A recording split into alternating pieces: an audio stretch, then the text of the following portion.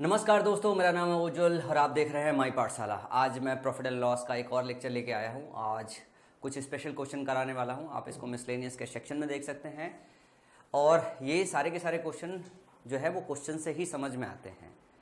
Question जैसा करता है वैसे ही हमें करते जाना होता है और क्वेश्चन के माध्यम से ही इन कंसेप्ट को सीख पाते हैं। वैसे हमने इसको कैटेगराइज किया है अपने सारे कंसेप्ट को। तो इस कंसेप्ट को अपन ने क्या है, एक नाम दिया हुआ है जिससे आप इसे याद रख सकते हो कि selling various articles in different profit and loss. मतलब जो हम आर्टिकल्स है, जैसे हमारे पास 450 आर्टिकल्स है और 450 आर्टिकल्स में से कुछ आर्टिकल्स को हमने 10% प्रॉफिट पे बेच दिया है, कुछ आर्टिकल को हमने 20% लॉस पे बेच दिया है। तो इस तरीके के जो क्वेश्चन आते हैं और उनके जो वेरिएशन होते हैं वो आज की क्लास में हम लोग कवर करेंगे। पहला कंसेप्ट तो ये कवर करेंगे।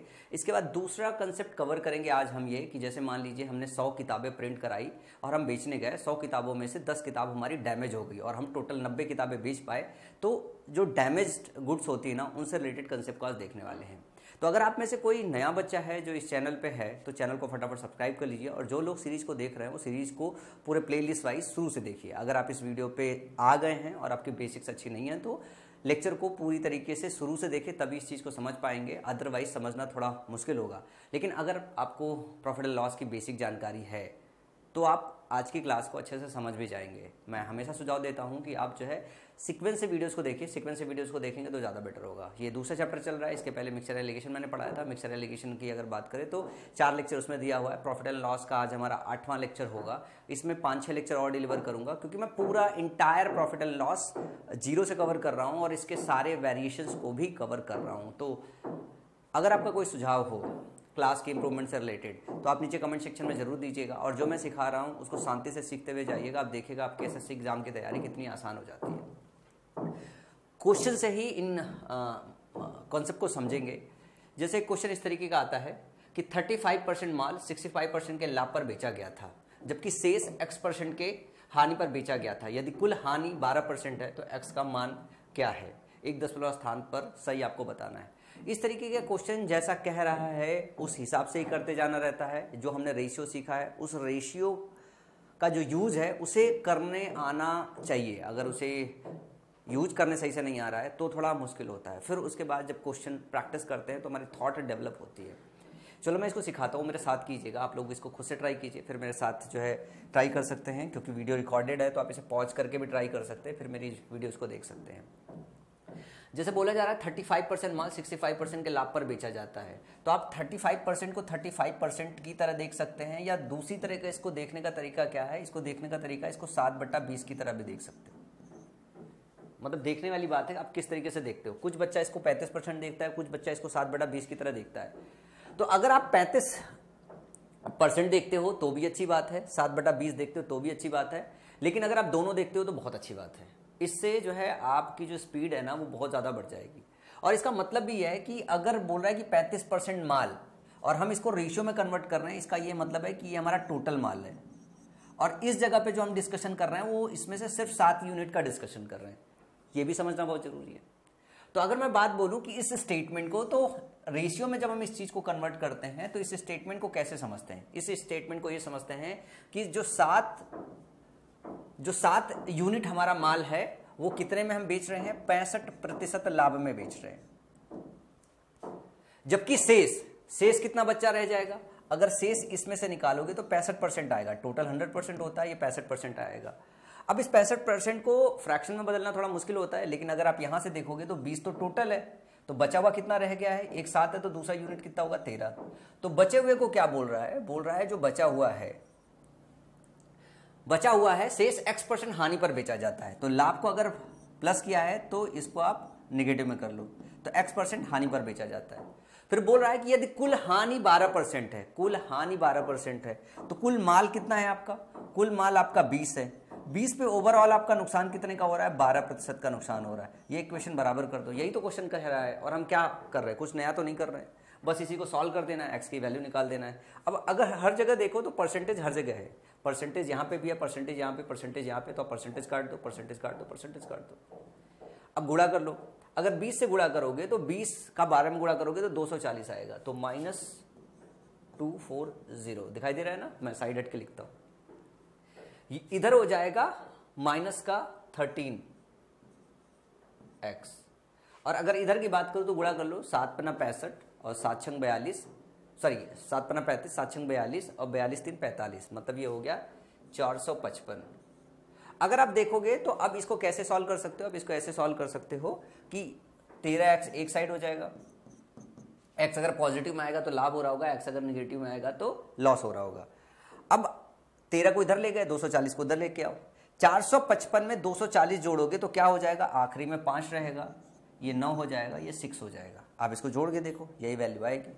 उसके बाद अगर x की वैल्यू निकालोगे तो x की वैल्यू क्या हो जाएगी, 695/13।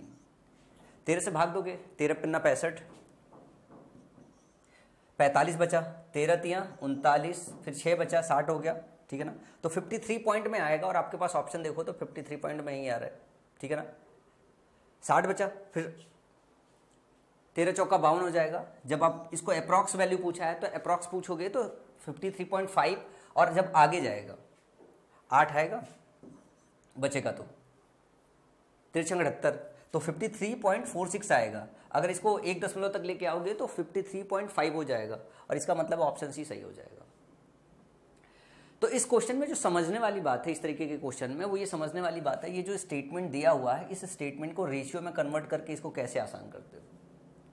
इसका लॉन्ग मेथड क्या होता है, मैं सिखाना तो नहीं चाहता हूं बस, लेकिन एक बार बता देता हूं। लॉन्ग मेथड क्या होता है कि अगर हम बेसिक समझते हैं तो हम ये समझते हैं कि देखो 35% जो माल है वो 65% में बेचा गया, बचा हुआ कितना हो जाएगा, 65% जो माल हो जाएगा वो x% के नुकसान में बेचा जाएगा। ओवरऑल जो 100% होगा, ओवरऑल जो 100% होगा वो क्या होगा, वो टोटल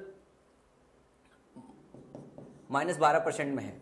ये भी इक्वेशन बनेगी। अब इसका कैलकुलेशन और इसका कैलकुलेशन देखो, इसका कैलकुलेशन थोड़ा डिफिकल्ट है और इसका कैलकुलेशन रेशियो में कन्वर्ट करने की वजह से ज़्यादा आसान हो गया। तो रेशियो के साथ जब आप खेलते हो तो क्वेश्चन ज़्यादा आसान हो जाता है, परसेंटेज के साथ जब खेलते हो तो कैलकुलेशन थोड़ा बड़ा हो जाता है। अब होता क्या है, होता यह है कि अगर आपने रेशियो और परसेंटेज का चैप्टर अच्छे से पढ़ रखा है तो परसेंटेज से रेशियो, रेशियो से परसेंटेज कन्वर्ट करना सिखाया जाता है। वो बेस चैप्टर है। बेस चैप्टर अगर आपने बहुत मजबूती से पकड़ रखा है तो कैलकुलेशन ज़्यादा आसान हो जाती है। इसलिए चैप्टर बाई चैप्टर आपको बहुत अच्छे से काम करना चाहिए। चलो एक और क्वेश्चन पे चलते हैं। ये क्वेश्चन काफ़ी बड़ा सा लग रहा होगा, ये क्वेश्चन काफ़ी बड़ा सा लग रहा होगा, लेकिन देखो ये बहुत छोटा सा ही है। पहले पढ़ते हैं, बहुत प्यारा क्वेश्चन है, सब लोग साथ में करेंगे। एक व्यक्ति 2400 रुपये में 140 वस्तुएं खरीदता है। मैं पहले बता दूं ये सीजीएल मेंस का क्वेश्चन है, बड़ा दिख भी तो रहा है ना।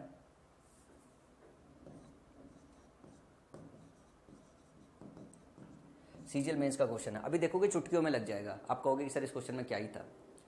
एक व्यक्ति 2400 रुपये में 140 वस्तुएं खरीदता है। वह अपनी वस्तुओं का 33 सहित 3% 14% लाभ पर बेच देता है। शेष वस्तुओं का 5/7 भाग वह 20% लाभ पर बेच देता है। तो उसे शेष वस्तुओं को किस लाभ या हानि पर बेचना चाहिए ताकि कुल मिलाकर उसे 12% का लाभ प्राप्त हो।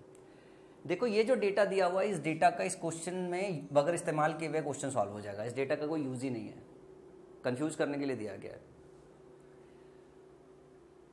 अब इस क्वेश्चन को कैसे सॉल्व करेंगे, इस क्वेश्चन को सॉल्व करने के लिए रेशियो की जानकारी अच्छे से होना बहुत जरूरी है। चलो मैं सिखाता हूं आपको कि इस क्वेश्चन को कैसे सॉल्व करते हैं, बहुत प्यार से कैसे सॉल्व करते हैं। जैसे 33.13% का मतलब क्या हो गया, 1/3। आगे पढ़ना, शेष वस्तुओं का, शेष वस्तु अगर टोटल 1 है तो आपने 1/3 का डिस्कशन तो इस हिस्से में कर लिया। फिर 1/3 के बाद जो शेष बचा हुआ है 2/3 का डिस्कशन कर लिया। 2/3 का क्या बोल रहा है, 5/7, 5/7। अब इसके बाद भी कुछ बच जाता है, फिर बोल रहा है शेष वस्तुओं को किस लाभ या हानि % पर बेचना चाहिए ताकि उसे कुल मिलाकर 12% का लाभ प्राप्त हो। इससे क्वेश्चन बहुत ज्यादा डिफिकल्ट हो जाता है। इसमें हम लोग ना एक एजम्पशंस लेना सीखते हैं, एजम्पशंस लेना सीखते हैं ताकि समझते हैं। जैसे यहाँ पे एक रेशियो 5/7 दिख रहा है हमें, और यहाँ पे एक रेशियो में क्या दिख रहा है, 1/3। तो हम क्या काम करेंगे, हम ये मान लेंगे कि हमारा जो टोटल आर्टिकल है वो टोटल आर्टिकल 140 सही नहीं है। टोटल आर्टिकल हम इस रेशियो के मल्टीपल पे मान लेंगे। जैसे यहाँ पे 5/7 है, 1/3 है, तो हमने मान लिया कि जो टोटल हमारा आर्टिकल है, कैलकुलेशन आसान करने के लिए टोटल आर्टिकल जो है वो हमारा 21 है। 21 क्यों मांगा हमने, यहां नीचे 3 आ रहा है, यहाँ 7, 7 और 3 कैल्शियम लिया, ये हमारा पास क्या आ गया, 7 और 3 कैल्शियम हमारे पास आ गया 21, तो हमने मान लिया 21। अब क्वेश्चन जो कह रहा है वो करते हुए चलेंगे। बोल रहा है कि 1/3, तो 21 का 1/3 क्या होगा? 21 का 1/3 जो होगा वो होगा 7।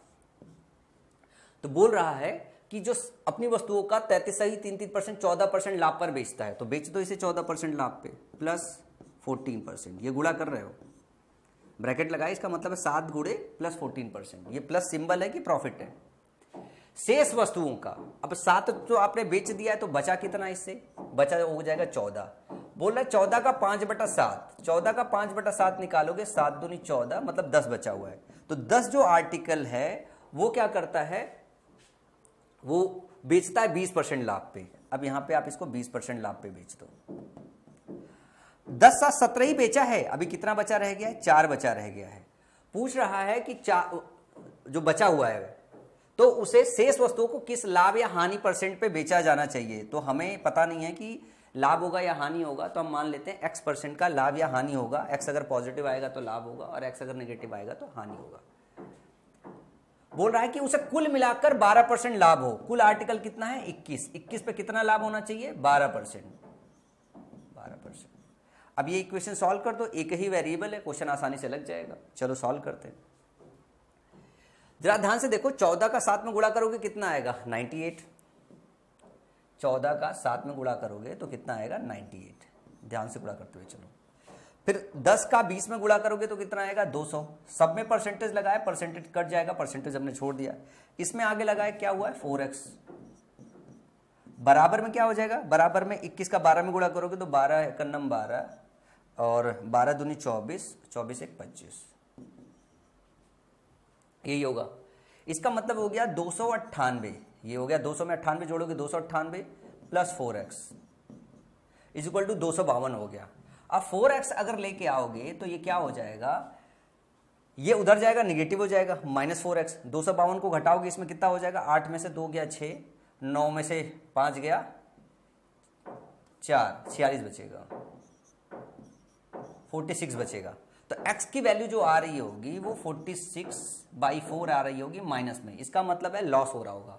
कितने का लॉस हो रहा होगा? 4 × 4, 4 × 4, 4 पन्ना 20, यही ना? यही आएगा।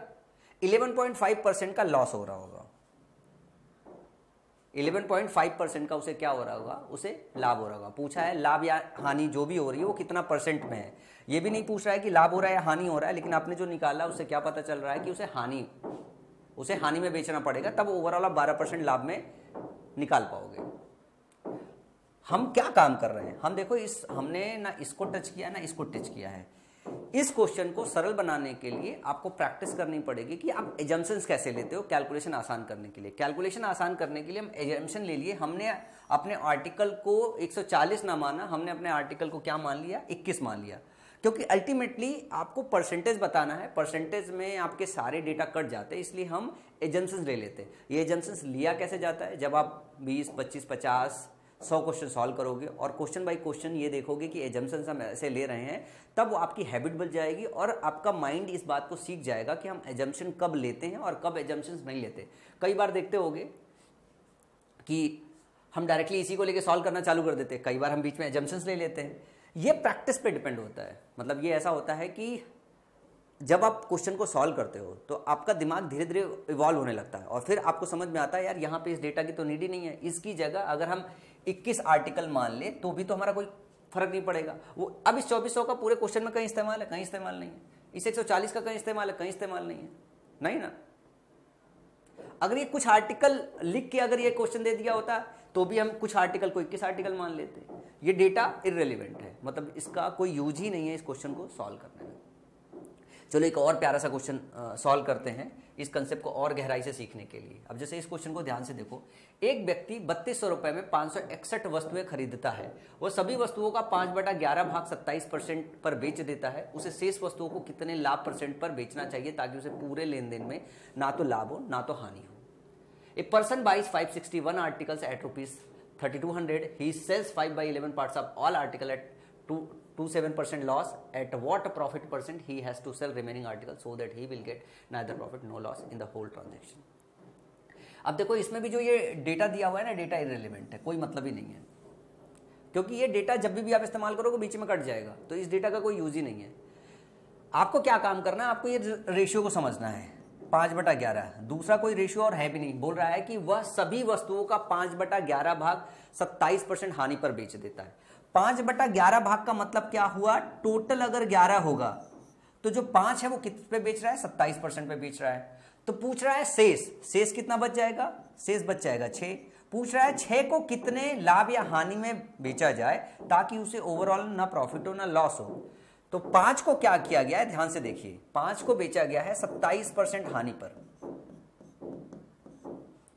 पूछ रहा है बचे को, तो बचा कितना हो गया 6 को कितने में बेचा जाए, मान लो x% लाभ या हानि में बेचते हैं, x पॉजिटिव आया तो लाभ हो गया, x अगर नेगेटिव आया तो हानि हो गई। बोल रहा है ओवरऑल क्या होना चाहिए, उसे ना लाभ हो ना हानि हो, मतलब 11 यूनिट पे उसे 0 प्रॉफिट 0 लॉस हो। इसका मतलब तो यही हुआ ना। इसको सॉल्व करोगे तो इधर वाला सेक्शन तो 0 आ गया। इसका यह मतलब है कि ये वाला हिस्सा बराबर के दूसरी साइड ले जा सकते हो। तो 6x की वैल्यू जो होगी 5 × 27 के बराबर हो जाएगी, क्योंकि पॉजिटिव आ रहा है। इससे ये निष्कर्ष निकल गया कि x की वैल्यू क्या आएगी, x की वैल्यू एक्चुअली लाभ में आएगी।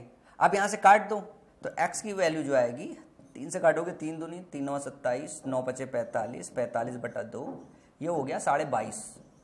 तो 22.5% का क्या करना पड़ेगा, उसे लाभ पर बेचना पड़ेगा। 22.5% के लाभ पर उसे दूसरे वाले हिस्से को बेचना पड़ेगा। इस पूरे क्वेश्चन में देखो कि क्या 3200 और 561 का इस्तेमाल किया हमने, ना 3200 का इस्तेमाल किया ना 561 का इस्तेमाल किया, किसी का इस्तेमाल नहीं किया, ठीक है ना। देखो मेरे पास ना ये पूरा का पूरा जो है ना, इसके पीडीएफ्स भी मेरे पास पूरे पड़े हुए क्वेश्चनर के, क्योंकि मैं क्वेश्चन अपने हिसाब से मतलब पहले डिज़ाइन करता हूँ और उनकी सिक्वेंसिंग करता हूँ और एक धागे में पिरोता हूँ कि सीक्वेंस वाइज क्वेश्चन आप कैसे सीखोगे, ठीक है ना। जैसे जैसे मुझे सिखाना होता है वैसे वैसे मैंने पूरा ड्राफ्ट कर रखा है, और इसकी पीडीएफ चाहिए हो तो नीचे कमेंट सेक्शन में लिख के बताना, ये पूरा बाद में मैं दे दूंगा। मतलब माई पाठशाला एक मैथ्स की किताब लिख रही है, बड़ी स्पेशल सी किताब लिख रही है, तो उसके ही हिस्से है जिससे मैं आपको पढ़ाता हूँ। और आपको पता है कि हमारी सारी किताबें स्मार्ट बुक होती है। अगला क्वेश्चन जरा ध्यान से देखना, ये भी क्वेश्चन बहुत ही अच्छे लेवल का होगा और बहुत आसानी से लग भी जाएगा। 128 वस्तुओं का क्रय मूल्य 97600 रुपये है। वस्तुओं का 1/3 भाग 24% लाभ पर बेचा जाता है। कुल वस्तुओं का 2/5वां भाग 2x% हानि पर और शेष x + 10% के लाभ पर। यदि 8% का समग्र लाभ है तो x का मान ज्ञात कीजिए। ये देखो क्वेश्चन एकदम सिमिलर वैसे ही क्वेश्चन है, एक स्टेप बढ़ा दिया गया। अंग्रेजी में पढ़ते हैं। CP of 128 articles is 97600. 1/3 of the article is sold at 24% profit, 2/5 of the total article at 22x% loss, and the rest at profit of x + 10%. Find the value of x if there is an overall profit of 8%. अब देखो इसने 128 article लिया है, या तो हमें 128 article के हिसाब से कैलकुलेट करें। 128 आर्टिकल में अगर आप देखोगे तो आपका कैलकुलेशन मुश्किल हो जाएगा। तो हम 128 आर्टिकल की जगह हम क्या मान लेते हैं, हम ये मान लेते हैं कि इन दोनों का मल्टीपल, मतलब टोटल हमारे पास 15 आर्टिकल है। हम एक एजम्पशंस ले लेते हैं कैलकुलेशन इजी करने के लिए कि जो टोटल आर्टिकल है वो हमारे पास 15 है। 15 का 1/3 मतलब 5 क्या किया हमने, ध्यान से देखना। 5 हमने बेच दिया 24% पे, 5 हमने बेच दिया 24% पे। प्रॉफिट बेचा है तो प्रॉफिट परसेंट में प्लस लगा के करेंगे। कुल वस्तुओं का 2/5, इसका 2/5 करोगे तो कितना हो जाएगा 6। इसका 2/5 कितना आएगा 6। 6 को क्या बोल रहा है कि 2x% हानि पर -2x%, यही तो हुआ। बचा हुआ कितना हो गया, जरा ध्यान से देखो। बचा हुआ इसका कितना हो गया भाई, 5 इधर हो गया, 6 इधर हो गया, 4 बचा हुआ है। तो जो 4 को क्या कर रहा है, 4 को बोल रहा है कि शेष को x + 10% के लाभ पर। अब x + 10% का लाभ हो गया, यहाँ पे बेच दिया। ओवरऑल 15 पे उसे क्या मिला है, 8% का प्रॉफिट मिला है। 8% का प्रॉफिट प्लस में ही रख लेते हैं। अब इसी इक्वेशन को सॉल्व करके x की वैल्यू निकालनी है। देखो कितना आसान होगा। 24 × 5 120 होता है, कट गया। 15 × 120, ये टोटल दोनों एक दूसरे के साथ कट गया। अब यहां पे क्या बचा, -12x। ध्यान से देखिएगा, यहां पे है -12x + 4x + 40 = 0। अब अगर हम इन दोनों को इधर पे लेके चले जाए तो 40 के बराबर हो जाएगा 12 में से 4 घटा 8x। तो x की वैल्यू कितनी आ जाएगी, x की वैल्यू 8 × 40 5 आ जाएगी। x की वैल्यू कितनी हो जाएगी, 5 आ जाएगी। और यही पूछा है कि x की वैल्यू ज्ञात कीजिए, तो x की वैल्यू 5 हो जाएगी। अब क्या इस डेटा की रिक्वायरमेंट है, नहीं। क्या हमने 128 आर्टिकल लिया, नहीं। हमने 128 आर्टिकल की जगह एक सिंपल एजम्पशन लिया है जिससे हमारा कैलकुलेशन आसान हो जाए। क्योंकि अल्टीमेटली ये दोनों कटपीट के अगर यूज भी करोगे ना तो खत्म हो जाएगा, तो इनकी नीड ही नहीं है कि आप इनको इस्तेमाल करो, अननेसेसरी है ये। समझ में आई बात? चलो एक कदम और आगे की तरफ मूव करते हैं, मुझे लगता है कंसेप्ट पूरा क्लियर हो गया होगा।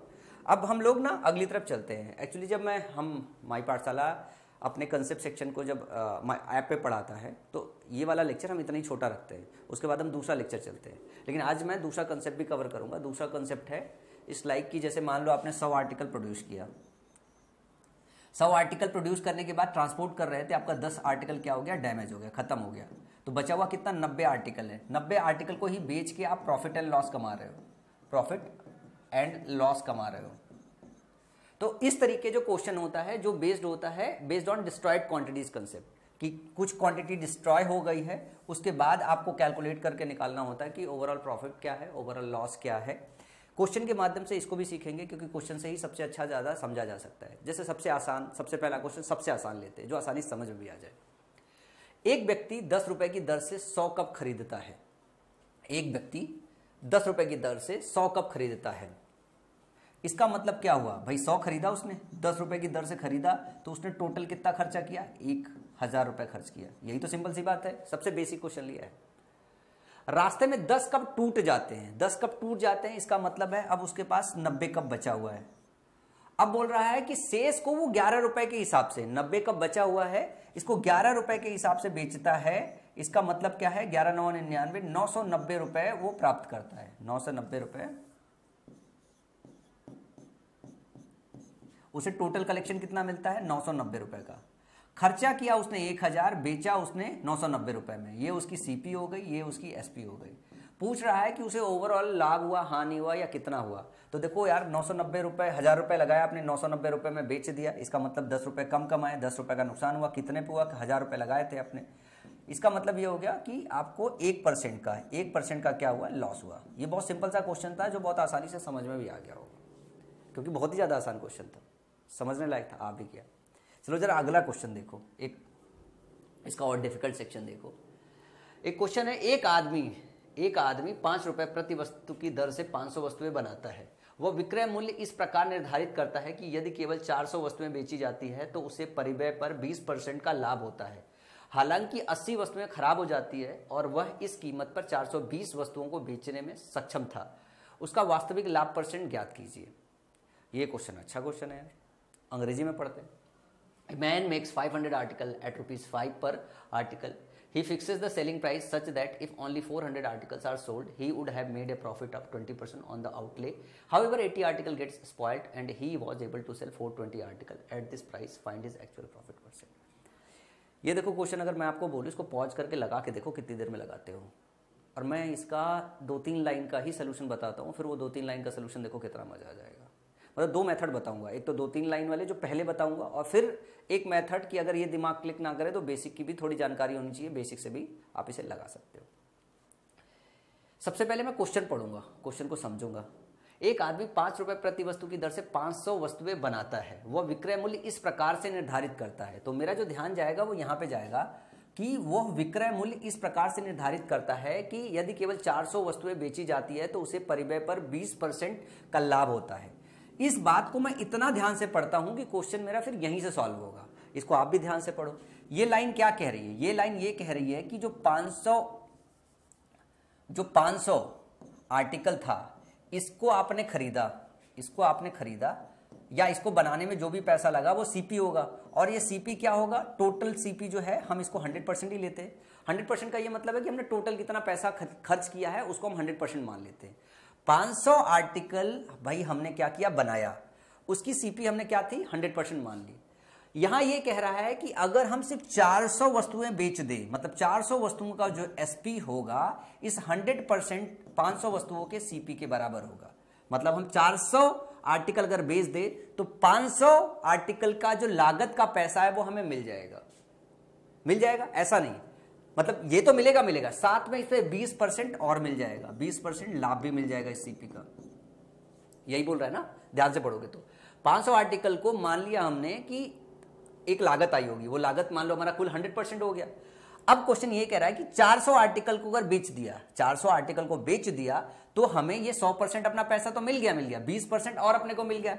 इसका मतलब है 400 आर्टिकल का जो एसपी है वो 120% 500 के सीपी के बराबर है। ये 500 का सीपी है, एक का सीपी नहीं है। 500 आर्टिकल के 120% सीपी के बराबर हो गया। 500 आर्टिकल को अगर हमने 100% सीपी में बेचा है, 100% सीपी में बेचा है, तो उसमें 20% का लाभ भी मिल गया है। अब आगे क्वेश्चन पढ़ो। हालांकि 80 वस्तुएं खराब हो गई, हालांकि 80 वस्तुएं खराब हो गई, मतलब वो 500 उसने बनाया तो, लेकिन वो 80 बेच नहीं पाया। बेचा उसने कितना? बेचा उसने 420। तो 400 बेच के 120% सीपी निकाल लिया। तो यहां से आप 20 बेचने पे कितना सीपी में निकलेगा वो भी निकाल सकते हो। आप इसमें क्या काम करोगे? 2 से भाग दे दोगे, मतलब 20 से भाग दे दो, 20 से इसमें भाग दे दो, 20 से इसमें भाग दे, तो 6% सीपी का मिल जाएगा। मतलब जो आपकी लागत मूल्य होगी उसका 6% पैसा और मिल जाएगा। परसेंटेज में खेल रहे हैं। मिल गया आपको। अब दोनों को जोड़ दो। अब दोनों को जोड़ोगे तो आप क्या कहोगे कि 420 वस्तुओं को अगर हम बेच रहे हैं तो हमें कितनी सीपी मिल रही है? 126% जो है सीपी मिल रही है। आपने खर्चा कितना किया था 500 को बनाने में? 500 को बनाने में आपने 100 सीपी का खर्चा किया था। 500 को बनाने में 100% सीपी का खर्चा किया था और 126% सीपी आपने प्राप्त कर लिए। लाभ कितना हो गया? लाभ एक्चुअली आपका 26% हो गया। यही तो लाभ हुआ ना भाई। अगर आपने 100% खर्च किया, 126% टोटल मिल गया, तो लाभ कितना हो गया? 26% मिल गया। ऑप्शन 4 करेक्ट हो गया। ये तो समझाने के लिए इतना लंबा बताया मैंने। अगर समझाने के लिए नहीं बताता मैं तो यार 2 लाइन का था। 2 लाइन का कैसे था? 2 लाइन का सिंपल ऐसे था, जैसे इस कंसेप्ट को समझते हो ऐसे ही समझते हो कि 400 का जो एसपी है हमारे 120% सीपी के बराबर है। तो 20 का जो एसपी होगा, क्योंकि 400 आर्टिकल बेचने हैं, तो 6% सीपी के बराबर हो जाएगा। जोड़ोगे टोटल मिला के तो 420 जो होगा एसपी, ये हमारा 126% सीपी के बराबर हो जाएगा। 100% सीपी खर्च कर रखी थी हमने बनाने में, 126% सीपी जो है हमने बेच के ले ली, तो हमें 26% का ओवरऑल प्रॉफिट हुआ है। ये मेथड सबसे शॉर्टेस्ट मेथड है अगर आपका ब्रेन क्लिक हो जाता है इस बात को समझने में। वरना इसका दूसरा मेथड भी है, मैं चाहो तो आप इसे नोट कर लो। मैं इसका दूसरा मेथड, बेसिक मेथड भी आपको करके दिखाता हूँ। बेसिक मेथड आसानी से वो भी समझ में आ जाएगा। अगर ये भूल जाए तो वो भी याद रख लो। कैलकुलेशन में प्रैक्टिस कर लेना चाहिए, वो भी रख लेना चाहिए आदमी। कभी कभी हम भूल जाते हैं, दिमाग क्लिक नहीं करता है, तो बेसिक भी आना चाहिए। बेसिक क्या है? बोला एक आदमी 5 रुपये प्रति वस्तु की दर से 500 वस्तुएं बनाता है। तो 505 रुपए के हिसाब से बना रहा है, तो टोटल खर्चा कितना किया उसने? 2500 खर्चा किया। यही तो खर्चा किया। अब वो बोल रहा है कि 400 आर्टिकल बेचेगा तो इस पे 20% का प्रॉफिट होगा। 400 आर्टिकल बेचेगा तो इस पे उसको क्या मिलेगा? इसको 20% का प्रॉफिट मिलेगा, मतलब 500 रुपए और मिल जाएगा। तो टोटल 400 को बेच को उसका कलेक्शन कितना हो जाएगा? 3000 हो जाएगा। 400 को बेच के 3000 कमाया उसने, तो 20 आर्टिकल उसे और बेचना है, क्योंकि टोटल 420 बेच रहा है। तो अगर इसको देखोगे आधा करना पड़ेगा, 1500 रुपए और कमा लिया उसने। टोटल कितना कमाया? टोटल उसने 6500 रुपए कमाया, सॉरी 3150 कमाया, 3150 रुपए कमाया उसने। टोटल यही कमाया। टोटल खर्च कितना किया था? 2500 रुपए खर्च किया था। अब कितने का प्रॉफिट आया उसको? 650 रुपए का प्रॉफिट आया। अब 650 रुपए का प्रॉफिट आया है, कितने पे आया है? 650 रुपए का प्रॉफिट आया, उसे 2500 रुपए पे आया है, तो परसेंटेज निकालोगे तो गुणा करोगे आ जाएगा। इससे कट जाएगा, 25 से काटोगे, 25 दूनी 50, 25 छंका 150, तो 26% यहां से भी आ जाएगा। ये बेसिक तरीका है। और दूसरा शॉर्टकट मेथड है। देखो अगले क्वेश्चन में लगाते हैं और आप भी मेरे साथ लगाइएगा। अगला क्वेश्चन सिमिलर क्वेश्चन है ताकि कंसेप्ट समझ में आ जाए। आप भी लगाइएगा मेरे साथ। मनोज 48 पैसे पर वस्तु की लागत से 700 वस्तुएं बनाता है। उसने विक्रय मूल्य को इस तरह से तय किया है कि यदि 500 वस्तुएं बेची जाती है तो उन्हें परिव्यय पर 20% का लाभ होता है। इस चीज को पकड़ना साथ में। उसने विक्रय मूल्य इस तरीके से निर्धारित किया है कि 500 वस्तुएं बेचने पर 20% का लाभ होता है।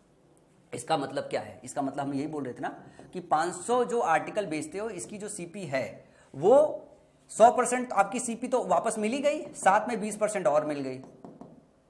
तो आप सीधे सीधे ये कह सकते हो इसको बेचने पे 120% आपको सीपी मिल गई, 120% सीपी आपकी रिकवर हो गई। अब आगे क्वेश्चन क्या कह रहा है कि जबकि 175 वस्तुएं खराब हो जाती है और वह इस कीमत पर केवल 525 वस्तुएं बेच पाता है। तो 500 तो बेच दिया है, 25 आपको और बेचना है। 25 की और एसपी निकालोगे तो ये भी आ जाएगा आपका 6%। काट के देख लो, 6% आ जाएगा। अब आप अगर 525 टोटल जोड़ोगे कि 525 को बेच के आपको क्या मिला, 525 को, क्योंकि बेच तो 525 ही रहे हो ना, बाकी तो खराब हो गया, इसको बेचने पे कितना कलेक्शन आएगा, 126% सीपी के बराबर कलेक्शन आएगा। खर्चा किया था 100 सीपी और मिला आपको 126 सीपी, प्रॉफिट कितने का है, 100 खर्चा किया 126 मिला, तो प्रॉफिट कितने का है, 26 का। परसेंटेज में 100 पे 26% हो गया। तो इसका भी ऑप्शन क्या होगा, 26%, ऑप्शन नंबर सी होगा। अब इसको जरा बेसिक से लगा के देखना, बेसिक से लगाने का होमवर्क आपके पास है। बेसिक से लगाओगे इसका कैलकुलेशन डिफिकल्ट हो जाएगा, ज्यादा टाइम लेगा। ये मेथड ज्यादा इजी है, इसी वजह से सबसे पहले हमने आपको यही मेथड बताया है, ताकि इस मेथड को आसानी से आप समझ सको। चलो एक और क्वेश्चन देखते हैं, प्यारा सा अच्छा सा क्वेश्चन देखते हैं, ठीक है ना। एक व्यक्ति 2070 रुपए में 345 अंडे खरीदता है। खराब परिवहन के कारण कुल अंडों का 1/4 भाग फट जाता है और बर्बाद हो जाता है। उसने बचे हुए अंडों का 70% 30% लाभ पर बेच दिया है। उसे शेष अंडों को किस लाभ पर, हानि पर बेचना चाहिए, ताकि अंत में उसे न लाभ और न हानि प्राप्त हो। अभी देखो खराब हो रहा है चीजें। अब इसमें अगर देखोगे तो एक तो चीज ये है कि आप ये डेटा इस्तेमाल करो, दूसरा चीज ये है कि जब आपको प्रतिशत में बताना है तो डेटा वेटा कट जाएगा, अल्टीमेटली डेटा वेटा कट जाएगा, तो आप रेशियो का इस्तेमाल अच्छा कर सकते हो। अब अगर मैं बोलूं कैलकुलेशन आसान बनाने के लिए हमको क्या करना पड़ेगा, हमें ये इसके रेशियो में लेना पड़ेगा। तो हम क्या मान लेते हैं, हम मान लेते हैं जो टोटल हमारे अंडे हैं, टोटल हमारे जो अंडे हैं ये कितने हैं, ये हमारे 40 थे, और हर अंडे की जो कीमत है वो हम मान लेते हैं कितनी है, 10 रुपए है। 40 अंडे की कीमत है 10 रुपए के हिसाब से। तो हमने टोटल खर्चा कितना किया, टोटल हमने खर्चा किया 40 अंडों को 10 रुपए के हिसाब से, मतलब 400 रुपए खर्च किया। ये हमने 400 रुपए खर्च किया है अंडे खरीदने में। अब क्या बोल रहा है, 1/4 भाग फट जाता है, मतलब 1/4 भाग खराब हो जाता है। तो कितना डैमेज हो गया, -10 डैमेज हो गया। इसका 1/4 -10, यही ना, मतलब 30 अंडे बचे हैं। अब क्या बोल रहा है कि ये जो 30 अंडे बचे हुए हैं, जो बचे हुए अंडे हैं उसका 70%, 30 का 70% अगर निकालोगे तो कितना हो जाएगा, 21 अंडे को, 21 अंडे को 30% लाभ पर बेच देते हो। तो 21 अंडे को 30% लाभ पे बेचते हो, तो सबसे पहले तो इसका सीपी निकालना पड़ेगा। भाई हर अंडा 10 रुपए का है, तो 10 से गुणा करोगे तो सीपी आपका कितना हो गया, 210 रुपए। बोल रहा है इस पे 30% का प्रॉफिट होता है। क्वेश्चन जो बोल रहा है वो करते जाओ। इस पे 30% का प्रॉफिट होता है, इसका मतलब होता है आप इसको निकालोगे तो 130% निकालोगे तो क्या हो जाएगा, इसका एसपी आ जाएगा। तो 13 से गुणा कर दो, 13 से गुणा करोगे तो ये बराबर कितना हो जाएगा, 13 कम 13, 13 दूनी 26, 1 27, 273। तो आपने क्या काम किया, जरा ध्यान से देखो। आपने क्या काम किया कि 40 अंडे खरीदे, 40 अंडों का 10 खराब हो गया, 30 अंडा बचा, 30 अंडा बचा है जो आपको बेचना है। 30 अंडे का 70%, मतलब 21 जो अंडे हैं वो आपने बेच दिया 273 रुपए में। अब बचा हुआ कितना अंडा है, बचा हुआ अंडा जो है इसमें 9 अंडे बचे रह गए हैं। तो पूछ रहा है कि आप 9 अंडों को कितने रुपए में बेचो, क्या लिखा पूछा है, कितने % लाभ या हानि पर बेचना चाहिए ताकि उसे ना प्रॉफिट हो ना लॉस हो। खर्चा कितना किया था, खर्चा आपने 400 रुपए किया था, कमा कितना लिया, 273। कमा कितना लिया, 273। देख लो कैलकुलेशन में कोई गड़बड़ी तो नहीं है, नहीं। तो बचा हुआ इसके बीच का डिफरेंस कितना और पैसा आपको कमाना है, मतलब 400 लगाया, 400 वापस आ जाए तो 273 तो कमा चुके हो। कितना और कमाना बचा रह गया है, ये कमाना बचा रह गया है आपका टोटल 127 रुपए। 127 रुपए कमाना बचा रह गया है। बेचना कितना है, 9 अंडे। 9 अंडे की जो सीपी थी वो सीपी क्या थी, हर अंडा 10 रुपए का हमने माना है, तो हमारी जो लागत मूल्य है 9 अंडों पे वो 90 रुपए का है। तो 127 रुपए अभी में बेचना है उसको, ताकि प्रॉफिट ना हो, लॉस ना हो। जो हमारी लागत कितनी थी, 90 रुपए थी उस पर। अगर परसेंटेज निकालोगे तो सीपी से भाग दे दो, ये आपका परसेंटेज आ जाएगा। यहां से जब निकालोगे तो हो जाएगा 37/90 × 100। जैसे ही निकालोगे तो 9 चौका 36, परसेंटेज में निकालोगे 9 चौका 36, फिर 1 बचा, 9 इकाई 9, और फिर 9 इकाई 9, 41 सही, 1/9% आ जाएगा। ऑप्शन नंबर सी आपका सही हो जाएगा। प्रॉफिट में बेचना पड़ेगा आपको, ठीक है ना। क्या करना पड़ेगा आपको, प्रॉफिट में बेचना पड़ेगा कमाने के लिए। 90 रुपए की चीज़ 173 में बेचनी पड़ेगी, सॉरी 127 में बेचनी पड़ेगी, तो आपको प्रॉफिट करना पड़ेगा। और प्रॉफिट के लिए 41 से 1/9%, बी ऑप्शन करेक्ट होगा आपका। समझ में आई बात। हमने क्या किया है, हमने इस डेटा को सिंप्लीफाई करके ये मान लिया कि हमारे पास टोटल 40 अंडे, हमारे पास 345 अंडे नहीं है। अगर आप 345 अंडे के हिसाब से एग्जाम के अंदर कैलकुलेशन करना चालू करोगे ना, फिर ना वो 3 दिन लग जाएंगे वहीं एक ही क्वेश्चन में कैलकुलेशन में, और फिर ये अगर नंबर उठाने लगोगे कि 2070 रुपये में अपन ने खरीदा है, इस पूरे डेटा का अपन ने कोई इस्तेमाल नहीं किया। ध्यान से देखो, अपन ने एजम्पशंस ले लिया कि 1/4 का मल्टीपल ले लिया कि हमने 40 अंडे मान लिया। हम 4 अंडे भी मान सकते थे, लेकिन आगे का जो ये डेटा, इस डेटा को देखते हुए ये ज़्यादा सिंप्लीफाई हो पाया, क्योंकि फिर से हम दशमलव में ना ले, ज़्यादातर हमारे नंबर्स में डेटा है, इसलिए हमने 40 माना और हर अंडे की कीमत सिंप्लीफाइड वर्जन में रखने के लिए 10 रुपये मान लिया। परसेंटेज निकालना है तो एक आर्टिकल 10 रुपये का है या एक आर्टिकल 50 रुपये का है, अल्टीमेटली बाद में कट पिटा के वो सब कटी जाता है रेशियो में। इस वजह से हमने ये एजम्पशंस लिया। ये चीज समझना बहुत जरूरी है क्वेश्चन बाय क्वेश्चन कि हम एजम्पशंस कैसे लेते हैं। ये सब प्रैक्टिस से ही आएगा, ब्रेन तभी इवॉल्व होता रहता है। मैं कोशिश कर रहा हूं कि जो इसके क्रिटिकल पॉइंट है मैं आपको समझा पाऊं कि क्यों हमने एजम्पशंस लिए हैं। अगला क्वेश्चन और प्यारा सा क्वेश्चन देखते हैं, ठीक है ना। रोटोमैक लेखन कलम की बहुत अच्छी गुणवत्ता का उत्पादन करता है। कंपनी जानती है कि उत्पादित कलमों का औसत 10% हमेशा दोषपूर्ण होता है, इसलिए पैकिंग से पहले उन्हें अस्वीकार कर दिया जाता है। कंपनी ने अपने होलसेल को 10 रुपये में 7200 पेन देने का वादा किया। कंपनी सभी निर्मित पेन पर कुल 25% लाभ होने का अनुमान लगाती है। प्रत्येक पेन की निर्माण लागत क्या है? अब इस क्वेश्चन में देखोगे कि हम कोई एजम्पशंस नहीं देंगे, क्योंकि यहाँ ज़्यादातर रेशियो नहीं है और डेटा बहुत सिंप्लीफाइड है, तो हम इसी से कैलकुलेट करके निकाल सकते हैं। क्वेश्चन पढ़ना, क्वेश्चन समझना बहुत जरूरी है। अंग्रेजी में पढ़ते हैं। Rotomac produce very fine quality of writing pens.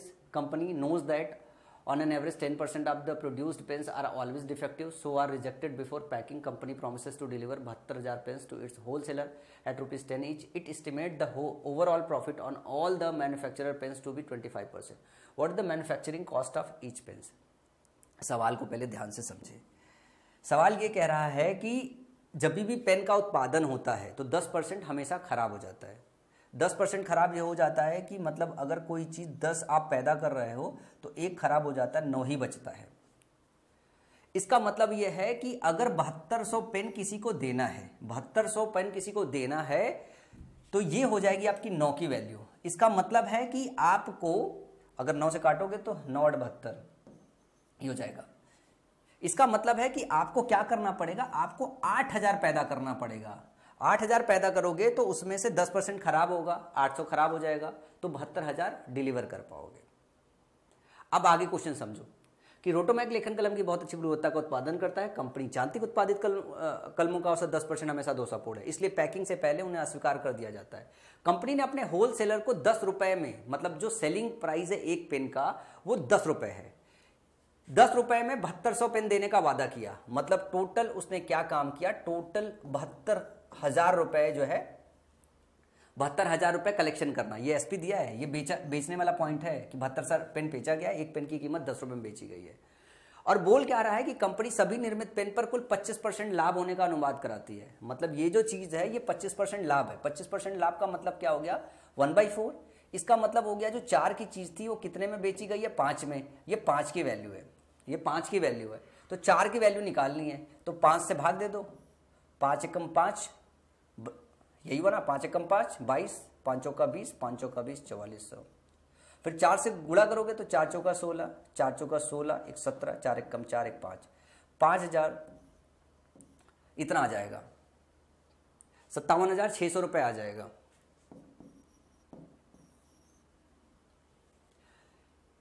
₹57,600 क्या है, ध्यान से इस बात को देखिएगा। 57,600 रुपये इसकी लागत कीमत है। 57,600 रुपये इसकी लागत कीमत है। कितने की, 8,000 कलमों की। 8,000 कलमों की जो लागत कीमत है 57,600 रुपये है। तो पूछ रहा है प्रत्येक पेन की निर्माण कीमत क्या है, प्रत्येक पेन की निर्माण कीमत क्या है। प्रत्येक पेन की निर्माण कीमत के लिए क्या करोगे, 57600 में किससे भाग दे दोगे, 8,000 से भाग दे दोगे, कट जाएगा, ये कट जाएगा। फिर 8 7 56 और 8 दूनी 16 और पॉइंट में आ जाएगा 7.2 आ जाएगा। समझ में आया? तो आपके पास ऑप्शन भी सही हो जाएगा। इस क्वेश्चन को और बारीकी से समझो, इस क्वेश्चन को और बारीकी से समझो। हमने, अगर मैं इसको थोड़ा एक स्केच ड्रॉ करूँ, इसको हटा देता हूँ मैं, आई थिंक कि स्क्रीनशॉट लेना तो ले लो, एक स्केच ड्रॉ करता हूँ। इस क्वेश्चन को मैं थोड़ा और एक बार और से समझाता हूँ, एक अलग एंगल से। देखो क्या हुआ कि हमको 72,000 डिलीवर करनी थी, क्या है, 7200 डिलीवर करनी थी। पर ये क्या है, ये 9 यूनिट की वैल्यू है, क्योंकि 10% नुकसान होने के बराबर आता है। इसका मतलब क्या हो गया कि 8000 जो है पेन आपने अगर पैदा किया होगा तो इतनी डिलीवरी की होगी। 72,000, जब 7200 आपने पेन बेचा तो आपको कलेक्शन कितना हुआ, 72,000 का कलेक्शन हुआ। पर एक्चुअली क्या है कि ये जो चीज़ है वो 25% के प्रॉफिट में है। मतलब ये 5 की वैल्यू है, जो 4 की वैल्यू होगी ये 8000 की लागत कीमत होगी। तो ये 5 की वैल्यू यहां से आपने निकाली और जो 4 की कीमत निकाली वो 57,600 रुपए निकाली, यही ना, यही वैल्यू निकाली थी। अब फिर एक की वैल्यू निकालनी होगी तो हमने एक की निकाल ली थी 57,600 डिवाइडेड बाई 8000। तो 8 सत्ते 56 और 8 दूनी 16। फिर यहां से हमने निकाला और हमारी वैल्यू निकल के आ गई। इस सेक्शन को समझना बहुत जरूरी है। मैं उम्मीद करता हूं इस बात को समझ गए होंगे। तो इस तरीके के बहुत सारे आपके एग्जाम में क्वेश्चन आते हैं जिन क्वेश्चन को आपको सॉल्व करना होता है। बहुत मिसलेनियस सेक्शन के क्वेश्चंस होते हैं जिनके टाइप और वैरायटी को अंडरस्टैंड करना है। ये ऐसा नहीं है कि आज की क्लास में आपने सीखा और ये आपको हमेशा याद रह जाएगा, क्योंकि इतना डिफरेंट वैरायटी है। तो जब तक आप बार बार इन क्वेश्चन की प्रैक्टिस नहीं करोगे, इनका दोबारा रिवीजन नहीं करोगे, इनका तिबारा रिवीजन नहीं करोगे कि हर टाइप के 1-2 क्वेश्चन आपको याद रह जाए, इनका टाइप याद रह जाए, क्वेश्चन देखते वक्त पता चल जाए कि कौन से टाइप से आया है, हमें कहाँ एजम्पशंस लेने हैं और कहाँ हमें एजम्पशंस नहीं लेने हैं, तब तक आपकी जो पकड़ मैथ्स में है वो बनेगी नहीं। और जितना ज़्यादा से ज़्यादा क्वेश्चन लगाओगे उतना ही ज़्यादा जो है आपकी स्पीड जो है मेंटेन होगी जो है क्वेश्चन को सॉल्व करने में। ये सारे के सारे क्वेश्चन बहुत आसान क्वेश्चन है, जितना ज़्यादा से ज़्यादा प्रैक्टिस करते जाओगे उतना ही ज़्यादा इवॉल्व होते जाओगे। अगर वीडियो पसंद आया हो और कुछ आपको लगा हो कि कुछ अच्छा सीख पाए हो तो एक लाइक का बटन जरूर हिट करके जाइएगा। नीचे कमेंट सेक्शन में अगर कोई सुझाव है तो उसे भी दीजिएगा। मैं अपनी आने वाली मैथ्स की क्लासेस को और बेहतरीन बनाऊंगा, जिससे आप लोग अपने एसएससी के एग्ज़ाम में बहुत कम समय में बहुत सही से क्वेश्चन सॉल्व कर पाए। देखो अभी मैं चैप्टर वाइज चल रहा हूँ, जब हम मिसलेनियस सेक्शन पे आएंगे तो मिसलेनियस सेक्शन पे भी हम मिक्स करके देखेंगे। मैं एक सिरे से पढ़ा रहा हूँ, पहली बार पढ़ा रहा हूँ तो जानबूझ के एक सिरे से पढ़ा रहा हूँ ताकि मैं क्लियर हूँ कि मुझे फॉलो करने वाले बच्चे ने क्या सीख रखा है, उसे आने वाली सीरीज़ में मुझे क्या डिलीवर करना है। तो आज की क्लास में इतना ही, अगली क्लास में फिर मिलेंगे प्रॉफिट एंड लॉस के अगले लेक्चर के साथ।